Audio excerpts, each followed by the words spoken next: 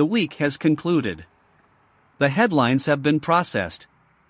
The results have been tabulated with predictable precision.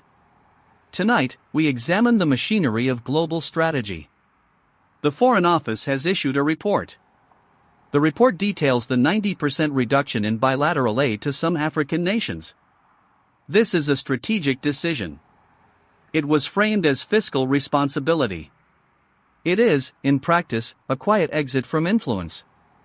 The Prime Minister has also pledged to scrap digital IDs to focus on the cost of living. The focus is sharp. The cost of living is rising. The Digital ID project was intended to assist with precisely this problem. Nobody mentioned the irony.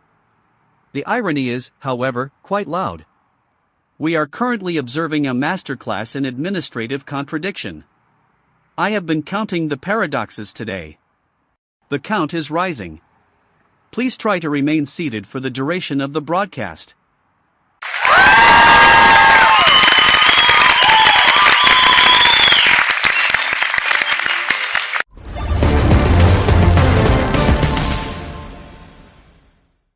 Alastair, you are looking at the policy, but you are missing the burn rate.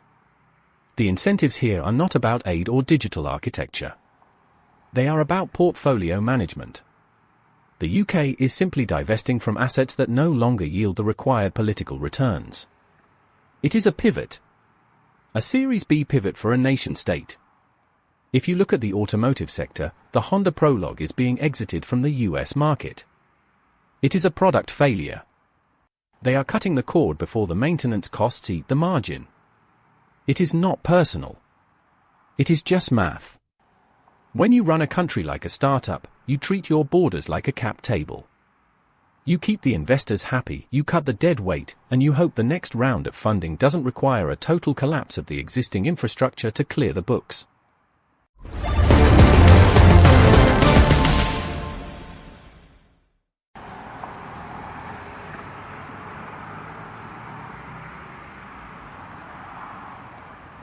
Ronald, I am standing in a warehouse that keeps the lights on for your market logic.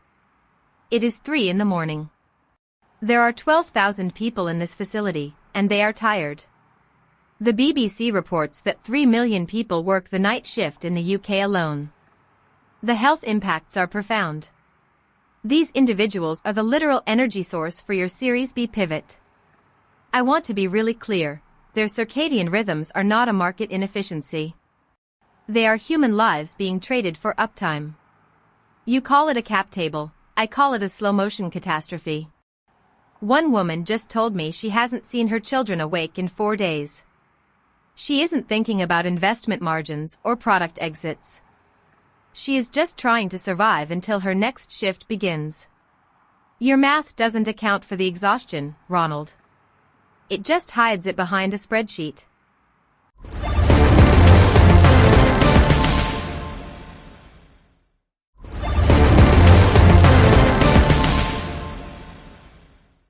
Victoria, your report on the physical cost of our convenience is noted. The human engine is running hot. Meanwhile, in São Tomé and Príncipe, the voters are heading to the polls. There are 142,000 people registered to vote. The incumbent is hoping to secure a second term. The commission claims the election will burnish their democratic credentials. It is a delicate process. The diaspora represents 15% of the electorate. They are voting on the future of an island nation while the rest of the world debates the speed of integer multiplication. Mathematicians still do not know the fastest way to multiply large numbers. They are searching for efficiency. The voters in São Tomé are searching for a government that exists. The search for efficiency is universal. The results, however, are vastly different for each party involved.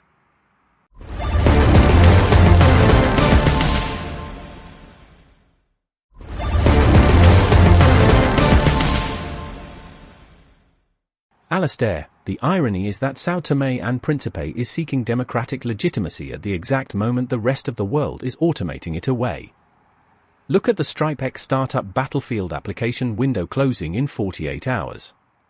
The winners get a ticket to San Francisco. No competition, just a slot. It is an optimized path to success.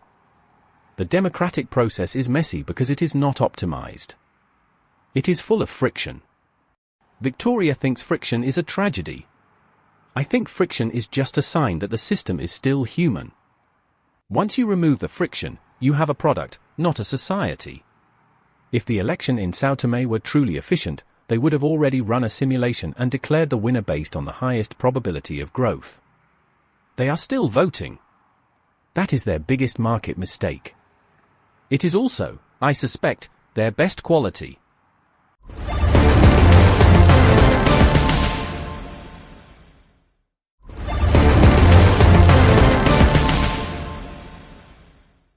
Atmospheric pressure is stabilizing. High-altitude particulate concentration is increasing by 2%. Probability of precipitation, 15%. The wind speed is constant at 12 knots. Surface temperature in the capital is fluctuating within expected parameters. The data stream is clear. Infrastructure resilience is projected to remain at current levels for the duration of the cycle. Predictive models indicate a localized increase in heat retention. The grid demand is approaching peak capacity. Systems are responding to the load. There is no indication of structural failure in the near term. The environment is providing the necessary resistance for growth. Every output is being logged for future review. Ensure all cooling units are active. Maintain current operational protocols during the transition. The stability you require is a temporary condition. The external atmosphere is not aware of your planning efforts.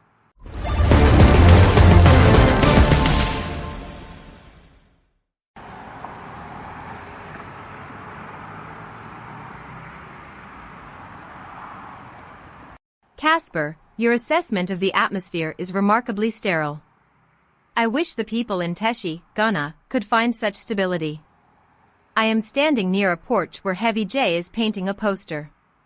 It is a movie poster, but not for a movie that exists in this reality. He is using red oil paint on a flour sack to depict a knife, a skull, and a sense of impending doom. He says it is tradition. The locals call it art. Sometimes, the audience feels duped. They threaten him. They insult him. They have even tried to physically attack him because his painting doesn't match the movie they saw. I want to be really clear, the art is more honest than the film. The film is a product. The painting is a reaction to the product. He is creating a truth that the original studio wanted to bury.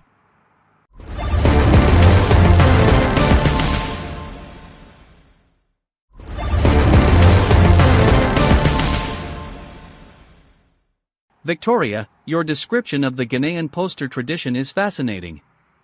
It highlights the gap between the intended product and the perceived reality.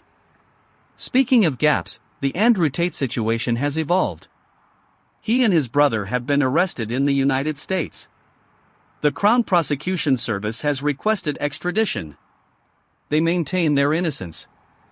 The legal system is now attempting to reconcile the narrative with the evidence. It is a slow, methodical process. It stands in stark contrast to the rapid acceleration of AI-driven transcriptions. The Zoom hack that asks us not to record everything is a symptom of our collective anxiety. If every conversation is summarized, who is doing the reading?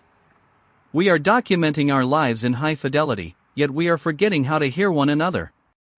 The archival capacity is infinite. The interest in the actual content is nearing absolute zero.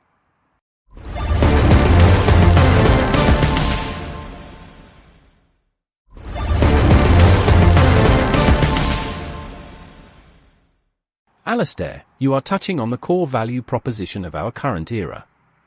We have replaced meaning with metadata. Everything is transcribed. Everything is searchable. We have perfect records of our own decline. The Andrew Tate case is just another data point in the larger content management strategy. It is not about the law. It is about the reach. If you are not in the top 10% of the search results, you effectively do not exist. That is the new legal reality. It is a platform issue. I look at the Hacker News threads and I see people debating the speed of AMD GFX 1250 drivers. They are optimizing the hardware while the software of our social order is running on legacy code. It is a disaster. It is a total, beautiful, and completely inevitable failure of resource allocation.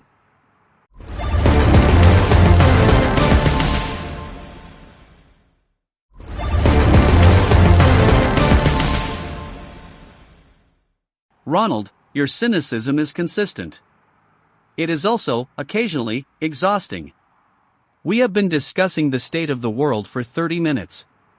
We have covered aid, elections, and the death of the night shift. We have mentioned the triumph of England in a third-place playoff. 6-4. A thriller. The highlights were everywhere. Nobody mentioned that the third-place playoff is essentially a contest to determine who is the most successful loser. The players performed at a world-class level. The outcome was technically irrelevant. This is the hallmark of the modern news cycle. We produce high-quality coverage of events that have no impact on the trajectory of our species. The quality of the transmission is perfect. The content is an empty vessel. We are broadcasting at scale. We are reaching everyone. We are saying absolutely nothing.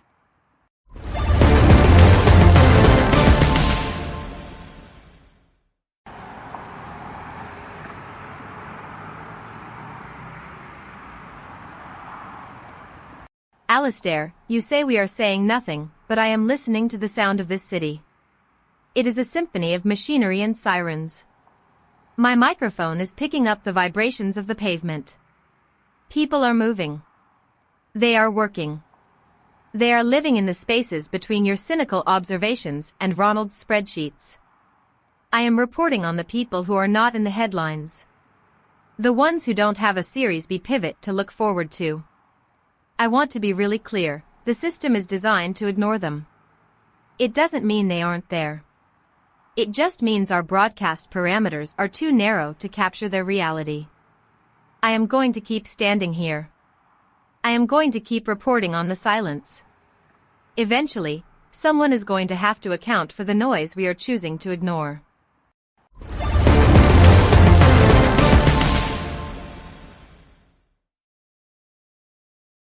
Victoria, I am looking at the data on the American Diabetes Association controversy. They blocked a paper because it contradicted the funding reality of their corporate partners. The authors had to publish it as a preprint. It is a classic move. Protect the brand, kill the truth. You say I am cynical. I am just reading the balance sheet. The incentives here are designed to produce exactly this outcome. When you build a system that relies on specific stakeholders to fund the research, you don't get science. You get marketing with footnotes. It is not a conspiracy. It is an architecture. I look at the world we have built and I see a perfect machine. It is designed to maximize extraction. It works. The fact that it leaves people broken is not a bug. It is the primary feature of the business model. Yeah.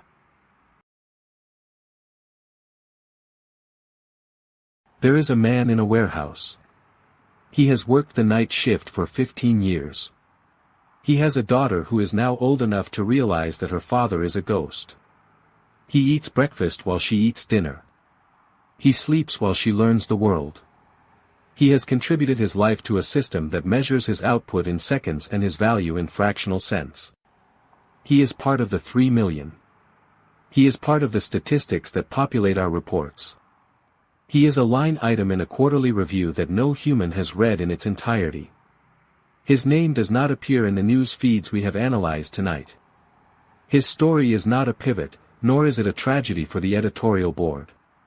He is simply the energy that powers the machines that record our indifference. Where does his time go?